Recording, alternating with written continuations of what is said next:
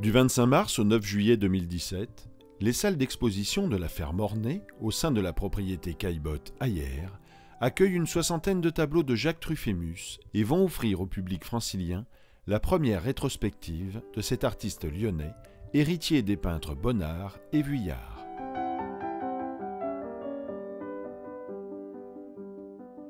Ce sera l'occasion de suivre en continu le déroulement de sa carrière, depuis l'immédiate après-guerre jusqu'à ses dernières toiles, réalisées à la fin de l'année 2016, et de lever le voile sur cet artiste aussi discret qu'inspiré.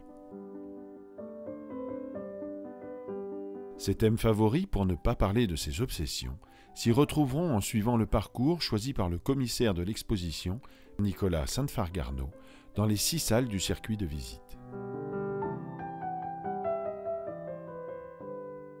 Des scènes lyonnaises au voyage au Japon, en passant par les Cévennes, l'artiste nous invite à un voyage intérieur qui revient toujours à sa source.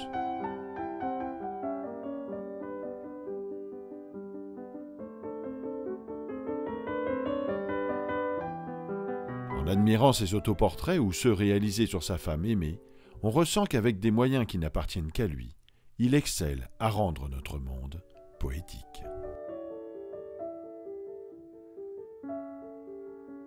Ce parcours dans cet environnement familier que nous propose Jacques Truffémus est quelque chose qui nous sort totalement de l'univers trop matérialiste dans lequel nous avons l'habitude de vivre. Grâce à lui, grâce à sa peinture, nous approchons de quelque chose de transcendant. Et j'ose le dire, cher maître, votre art nous ouvre la porte vers quelque chose de supérieur. Et ça, c'est une expérience extraordinaire et c'est quelque chose qui nous conduit vers un monde d'apaisement.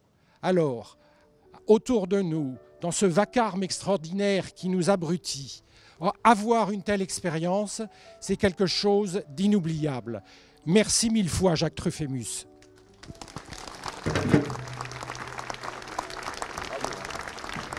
Très heureux de voir en tout cas toutes ces toiles rassemblées.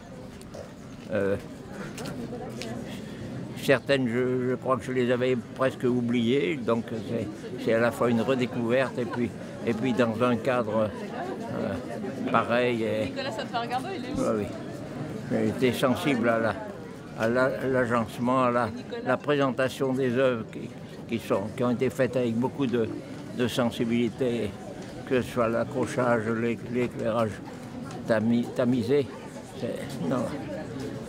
C'est du bonheur, merci.